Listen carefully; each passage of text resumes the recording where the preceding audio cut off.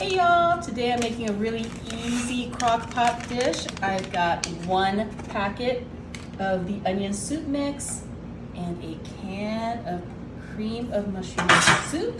We're going to be taking some beef broth, but I only need 1 cup. That's 1 whole cup. That goes right in there. I'm going to be adding just a couple spoonfuls of minced garlic.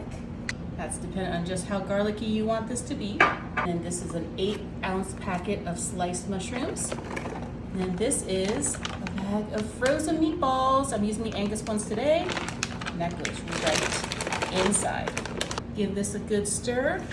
Putting the lid on this, and we're gonna cook this on high for 2 hours. Just go ahead and give this a good mix. This is an 8-ounce tub of sour cream. We're gonna just go ahead and add the entire amount and mix that in. And this is a 16-ounce bag of egg noodles, the wide kind. Just put that all in there. Once that's all mixed together, we should get some meatballs. It's really hot.